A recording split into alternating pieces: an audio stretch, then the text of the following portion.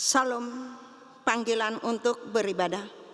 Keluarga jemaat yang dikasihi oleh Tuhan Yesus Kristus, kami para pelayan HKBP Resort Tanjung Priok menyampaikan kepada seluruh jemaat HKBP Tanjung Priok dan seluruh warga gereja dimanapun berada, selamat hari Minggu bagi kita semua.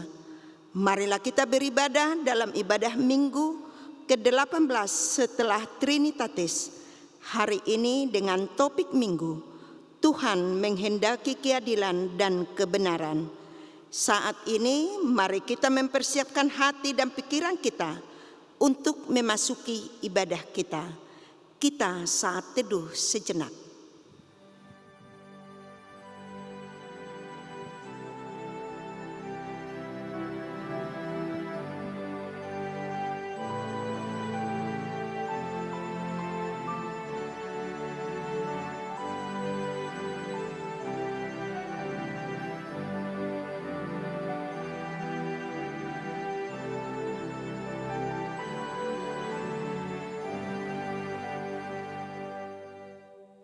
Amin.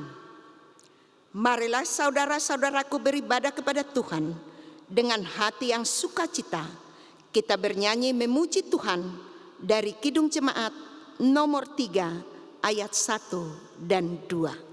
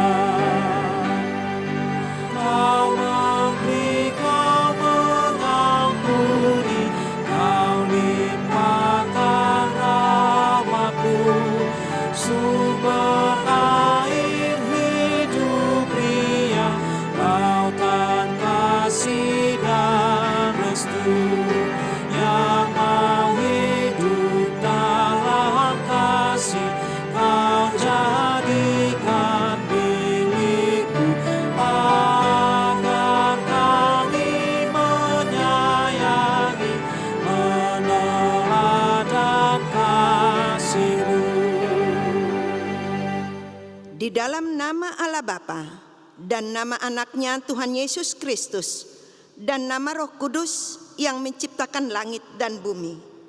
Amin. Sebab aku yakin bahwa baik maut maupun hidup, baik malaikat-malaikat maupun pemerintah-pemerintah, baik yang ada sekarang maupun yang akan datang, tidak akan dapat memisahkan kita dari kasih Allah yang ada dalam Kristus Yesus Tuhan kita. Haleluya. Haleluya. Haleluya. Haleluya.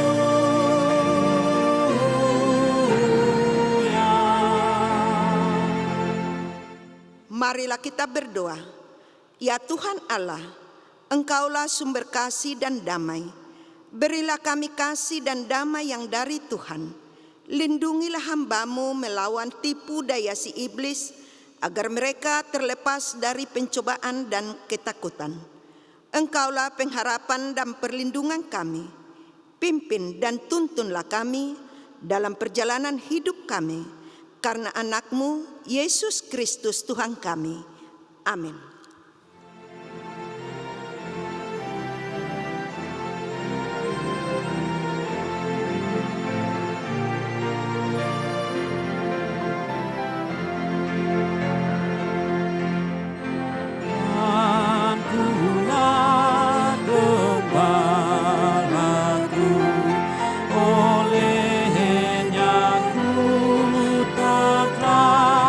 Di padang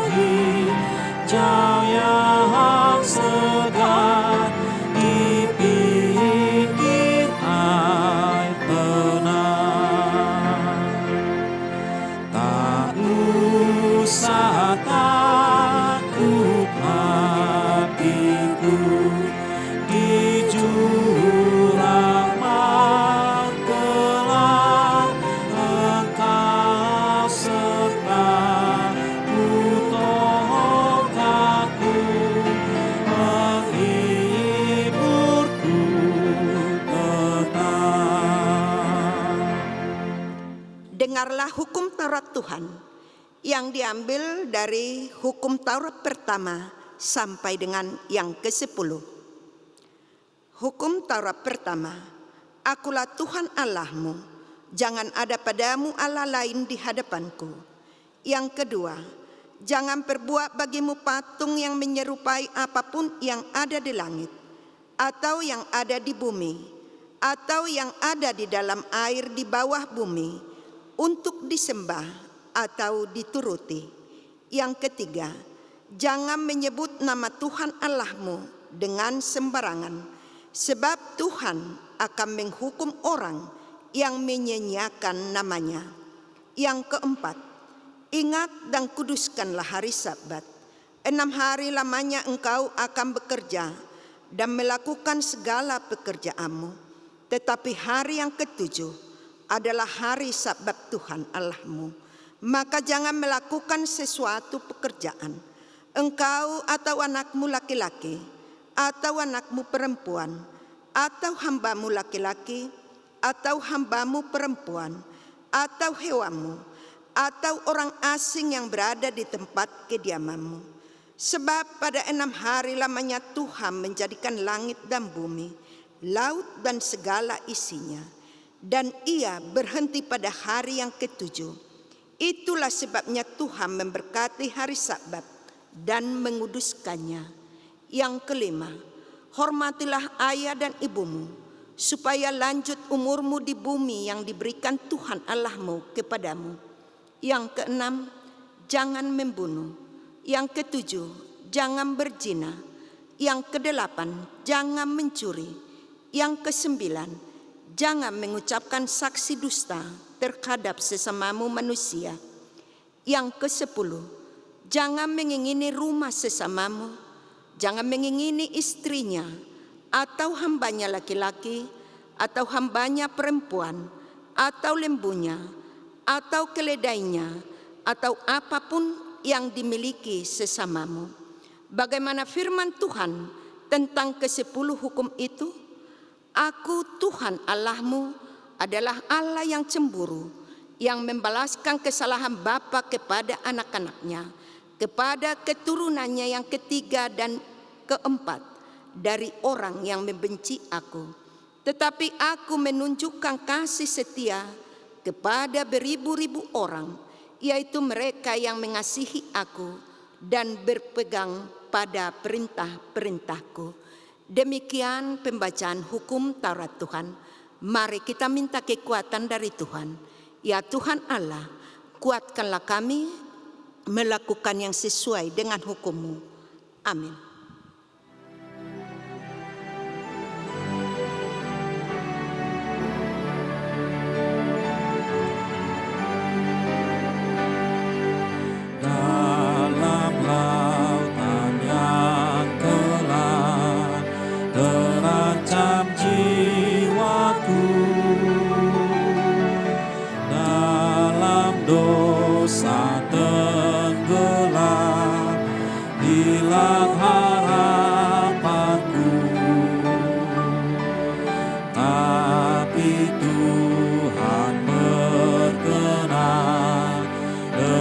Seruanku,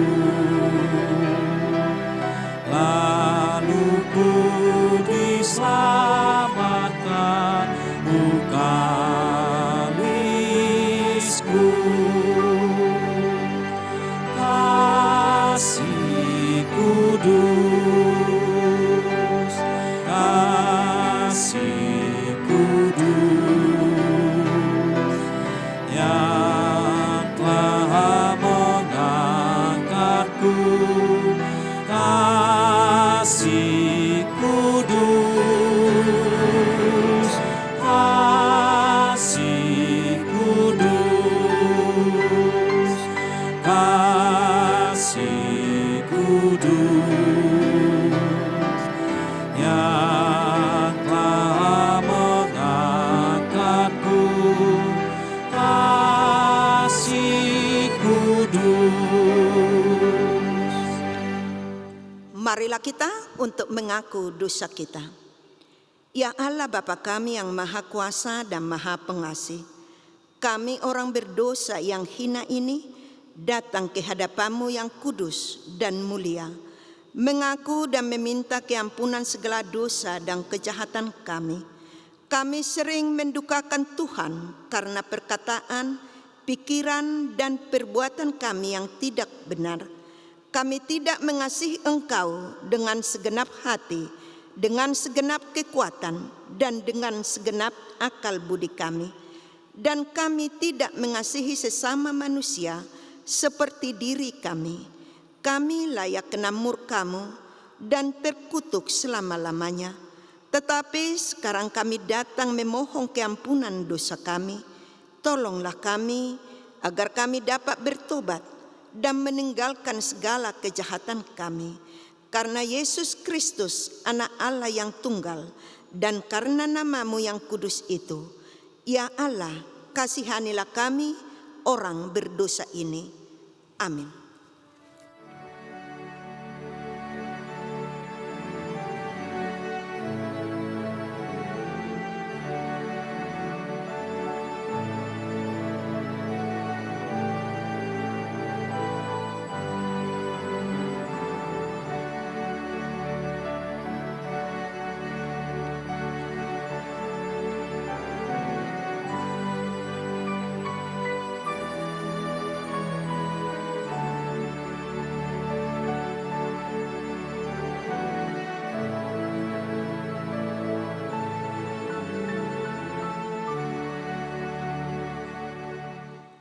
Marilah kita mendengar janji Tuhan tentang pengampunan dosa. Tetapi Dia tertikam oleh karena pemberontakan kita. Dia diremukkan oleh karena kejahatan kita. Ganjaran yang mendatangkan keselamatan bagi kita ditimpakan kepadanya, dan oleh bilur-bilurnya kita menjadi sembuh. Kemuliaan bagi Allah di tempat yang maha tinggi.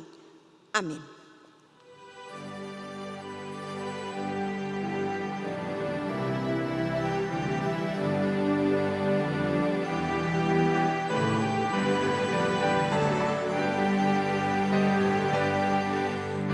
Ketika insafku cemas, sekarang aku lega.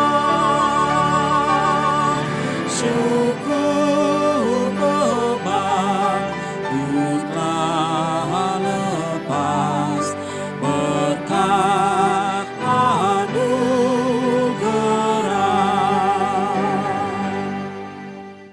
Epistel kita pada minggu ini yang diambil dari Lukas 11 ayat 37 sampai dengan 42. Ketika Yesus selesai mengajar, seorang Farisi mengundang Dia untuk makan di rumahnya. Maka masuklah ia ke rumah itu lalu duduk makan. Orang Farisi itu melihat hal itu dan ia heran karena Yesus tidak mencuci tangannya sebelum makan. Tetapi Tuhan berkata kepadanya, "Kamu orang-orang Farisi, kamu membersihkan bagian luar dari cawan dan pinggan, tetapi bagian dalammu penuh rampasan dan kejahatan.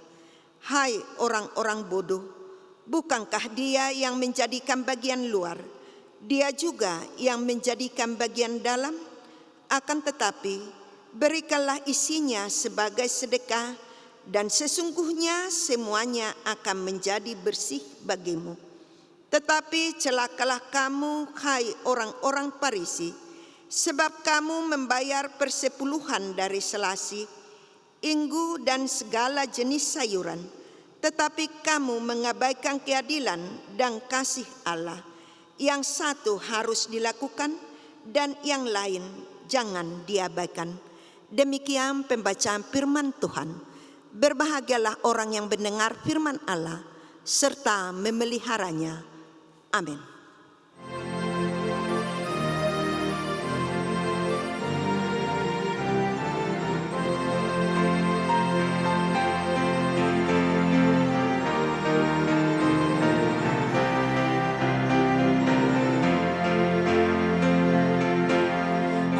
Apalah arti ibadahmu kepada Tuhan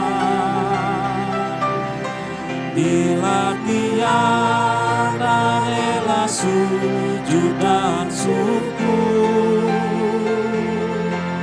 Apalah arti ibadahmu kepada Tuhan bila tiada hati tulus dan sungguh? Ibadah sejati jadikanlah persembahan. Ibadah sejati kasihilah sesamamu. Ibadah sejati yang berkenan bagi Tuhan, jujur dan tulus ibadah murni bagi Tuhan. Marilah kita mengaku iman kepercayaan kita bersama-sama mengucapkannya. Aku percaya kepada Allah, Bapa yang Maha Kuasa, Khalik langit dan bumi. Aku percaya kepada Yesus Kristus, Anaknya yang tunggal Tuhan kita, yang dikandung daripada Roh Kudus, lahir dari anak darah Maria, yang menderita sengsara di bawah pemerintahan Pontius Pilatus, disalibkan, mati dan dikuburkan, yang turun ke dalam kerajaan maut. Pada hari yang ketiga, bangkit pula dari antara orang mati, naik ke surga, duduk di sebelah kanan Allah, Bapa yang Maha Kuasa. Dari sana akan datang kelak untuk menghakimi orang yang hidup dan yang mati. Aku percaya kepada Roh Kudus dan adanya satu gereja yang kudus dan am, persekutuan orang kudus, pengampunan dosa, kebangkitan daging, dan hidup yang kekal. Amin.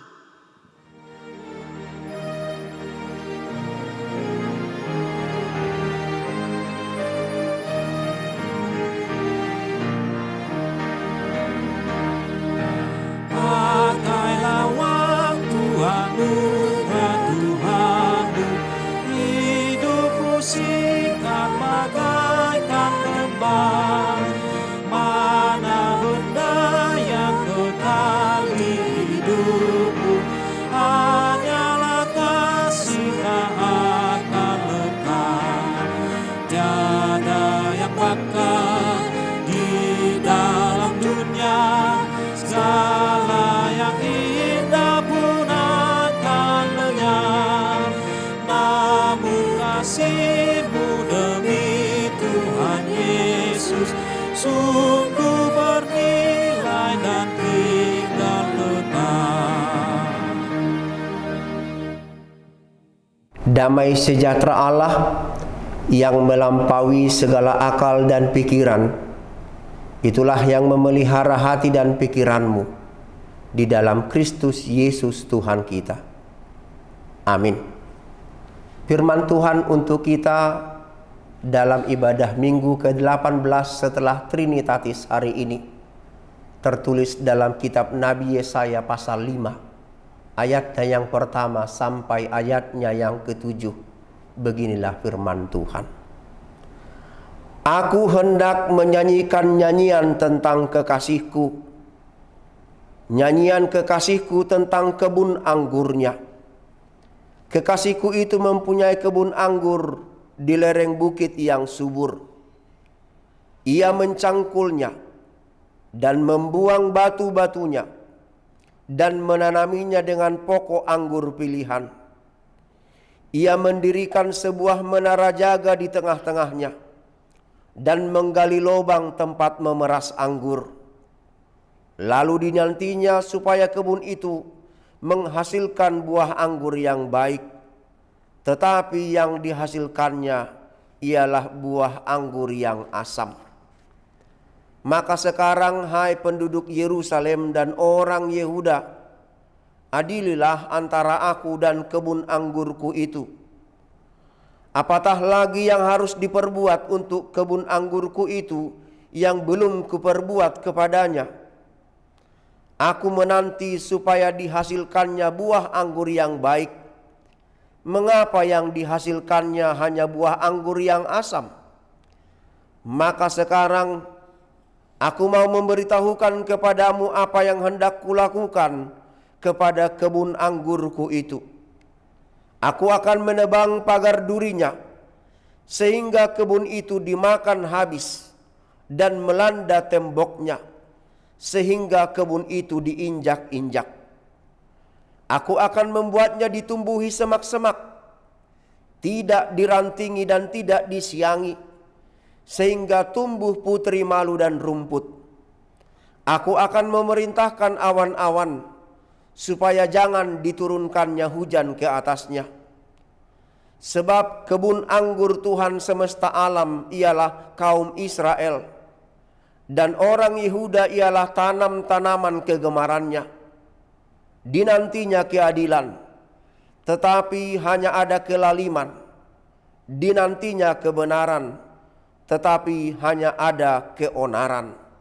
Demikian firman Tuhan. Saudara-saudara seiman di dalam Kristus Yesus, setiap petani anggur tentulah sangat merindukan pohon anggurnya tumbuh subur dan berbuah lebat. Berbuah lebat dan buah yang manis. Demikianlah harapan Allah atas kita umatnya. Allah ingin hidup kita berbuah dalam keadilan dan dalam kebenaran. Allah ingin buah itu tetap, bukan buah musiman, tetapi tinggal tetap dan dapat dinikmati oleh banyak orang.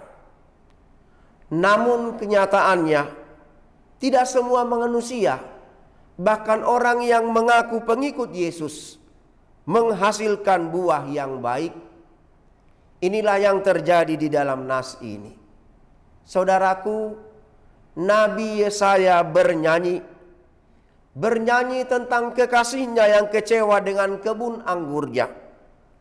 Kebun anggurnya berbuah asam, walaupun semua yang terbaik sudah dilakukan. Tanahnya dicangkul, batu-batunya dibuang, dibangun pagar di sekelilingnya, dibangun menara penjaga, dibuat lubang tempat memeras anggur, tetapi anggurnya berbuah asam. Nabi Yesaya mengungkapkan isi hatinya dengan bernyanyi. Ada kalimat yang mengatakan, duka dibagi menjadi ringan, suka dibagi menjadi bertambah. Karena itulah saudara-saudara, manusia suka dan gemar mengungkapkan kesedihan ataupun kegembiraannya dengan cara yang bermacam-macam. Ada orang yang bercerita, menceritakan suka maupun dukanya kepada orang lain. Ada orang yang membaginya di dunia media sosial, WhatsApp, Facebook, dan lain-lain sebagainya.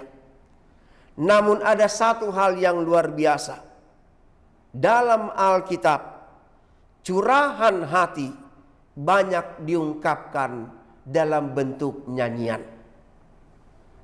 Daud misalnya dalam kitab Mazmur sering mengungkapkan kesedihan, pergumulan, kesesakannya melalui nyanyian pujian, sama seperti yang dilakukan oleh Nabi Yesaya. Mengapa? Martin Luther pernah mengatakan, iblis adalah roh yang sedih. Dia tidak tahan bersukacita.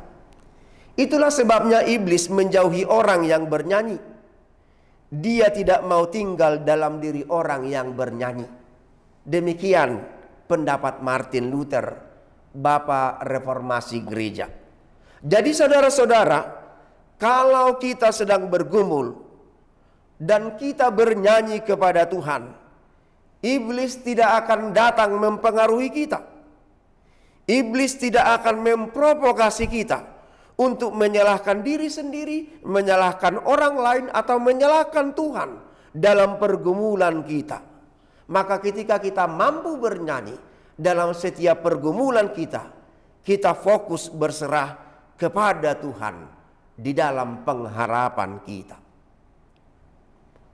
Nabi Yesaya bernyanyi tentang kekasihnya, yaitu Allah yang kecewa terhadap umatnya yang tidak berbuah manis. Saudaraku yang dikasihi Tuhan, ada kalimat yang mengatakan proses tidak akan mengkhianati hasil. Tetapi yang terjadi di dalam nas ini adalah sebaliknya. Hasil yang mengkhianati proses. Semua proses terbaik sudah dikerjakan oleh Allah. Bahkan Allah sempat bertanya, apatah lagi yang harus diperbuat untuk kebun anggurku itu yang belum kuperbuat kepadanya? Aku menanti supaya dihasilkannya buah anggur yang baik. Mengapa dihasilkannya hanya buah anggur yang asam? Tidak ada lagi yang kurang dari perbuatan Allah. Bukan salah tanah, bukan salah olah, bukan salah asuh, bukan salah didik, tetapi memang pohon anggurnya yang menghasilkan buah yang asam. Tuhan menanti keadilan, tetapi yang ada kelaliman. Dinantinya kebenaran, tetapi hanya ada keonaran. Kebaikan Tuhan mereka buat untuk memeras, menindas, dan memperkosa hak-hak orang miskin. Tuhan mengharapkan mereka melakukan kebenaran, tetapi mereka lebih suka berbuat onar, berbuat keributan. Tidak ada lagi yang peduli terhadap sesamanya. Dan yang paling parah, umat Allah menghambakan dirinya kepada Allah lain. Saudaraku yang dikasihi Tuhan, dalam Galatia 6 ayat 7, Allah berfirman, Allah tidak membiarkan dirinya dipermainkan. Tuhan bereaksi terhadap kebun anggur asam itu. Aku akan menebang pagar durinya, sehingga kebun itu dimakan habis dan melanda temboknya, sehingga kebun itu diinjak-injak. Aku membuatnya ditumbuhi semak-semak, tidak dirantingi, tidak disiangi, sehingga tumbuh putri malu dan rumput. Aku akan memerintahkan awan-awan, supaya jangan diturunkannya hujan ke atasnya. Inilah puncak kekecewaan Allah terhadap siapapun yang tidak berbuah baik. Allah akan mencabut, mengumpulkan, dan membakar pohon anggur yang berbuah asam itu. Saudaraku yang dikasihi Tuhan, tentu tidak seorang pun dari antara kita yang ingin dimurka Tuhan. Karena itu, jalan satu-satunya adalah hasilkanlah buah yang baik. Hasilkanlah keadilan dan kebenaran. Bagaimana caranya? Yang pertama, dalam Injil Yohanes pasal 15, Yesus berkata, Akulah pokok anggur dan kamulah ranting-rantingnya. Barang siapa tinggal di dalam aku dan aku di dalam dia, ia akan berbuah banyak. Sebab di luar aku, kamu tidak dapat berbuat apa-apa.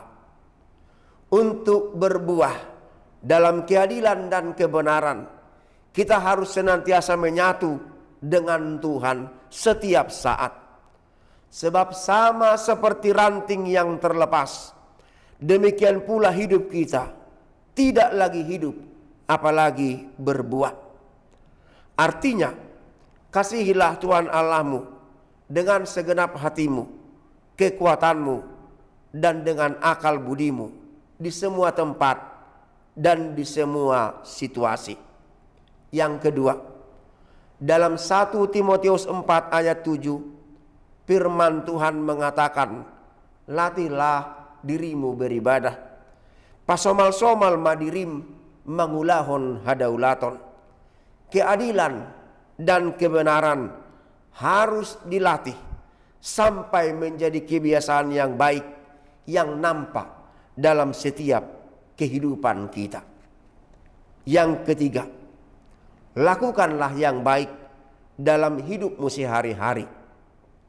Rasul Paulus dalam Roma 12 ayat 1 mengatakan, persembahkanlah tubuhmu sebagai persembahan yang hidup, yang kudus dan yang berkenan kepada Allah. Itulah ibadahmu yang sejati. Persembahkanlah hidupmu menjadi kemuliaan Tuhan. Jadikanlah hidupmu berbuah baik. Tuhan Yesus berfirman, demikianlah hendaknya terangmu bercahaya di depan orang, supaya mereka melihat perbuatanmu yang baik dan memuliakan Bapamu yang di sorga. Amin, mari kita berdoa. Terima kasih ya Bapa di sorga. Hari ini kami berjanji, kami akan siap dibentuk menjadi pohon yang berbuah baik, berbuah manis, berbuah di dalam keadilan dan kebenaran, dan buah kami tinggal tetap boleh dinikmati oleh banyak orang, sehingga nama Tuhan semakin dimuliakan. Bapa di sorga, kami sering tidak konsisten melakukan firman-Mu. Keadilan dan kebenaran kadang kami lakukan hanya sebatas untuk kepentingan sendiri. Tetapi hari ini kami disadarkan bahwa keadilan dan kebenaran itu adalah keharusan yang harus terlihat dari kehidupan kami setiap hari. Terima kasih ya Bapa. Bentuk kami menjadi kebun anggur-Mu yang menghasilkan buah yang terbaik, dan buah itu boleh tinggal tetap. Dalam nama anak-Mu Yesus Kristus kami berdoa. Amin.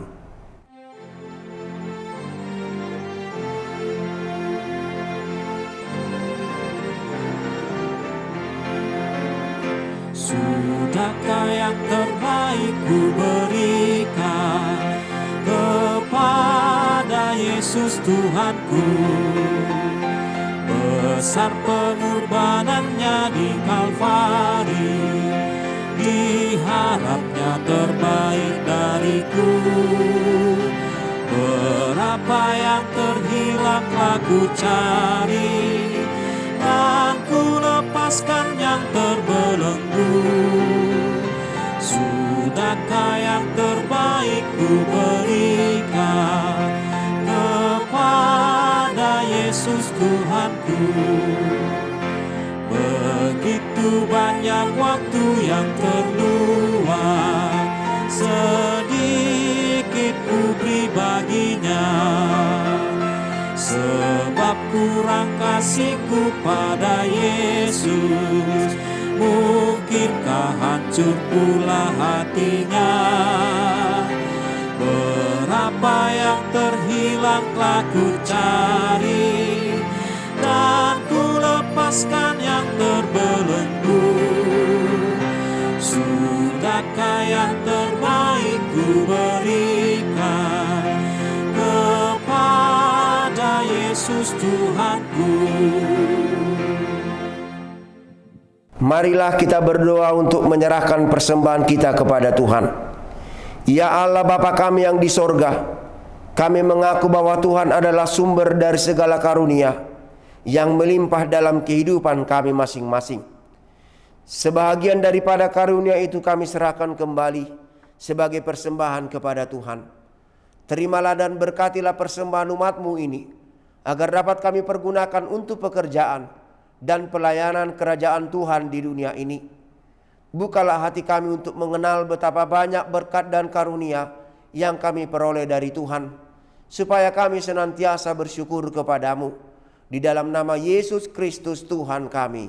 Amin. Tuhan karuniamu, roh dan jiwaku semua, nyawa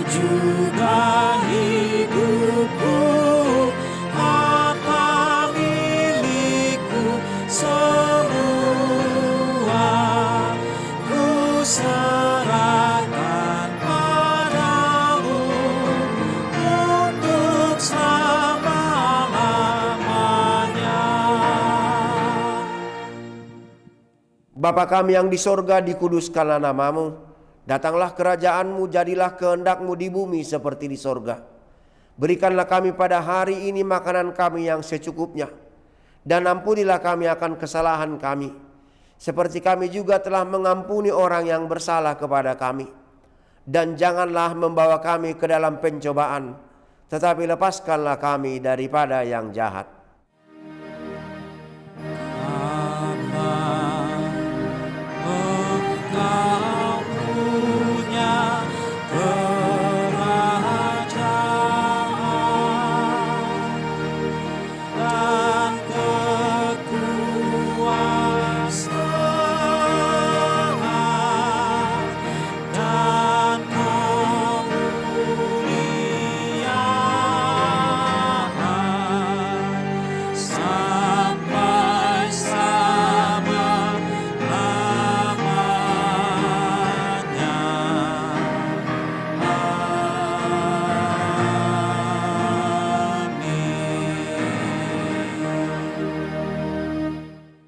Terimalah berkat Tuhan.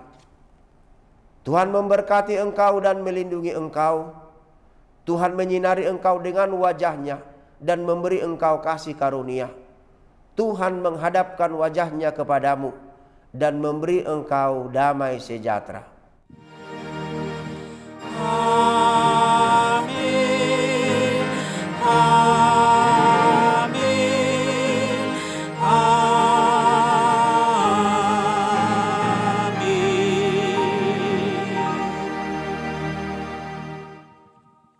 Ibu bapak, saudara-saudara yang dikasihi Tuhan, selamat hari Minggu, Shalom, Tuhan Yesus memberkati. Shalom, Horas, jemaat yang dikasihi Tuhan, Allah dengan kasih-Nya yang tulus, ikhlas, dan murni.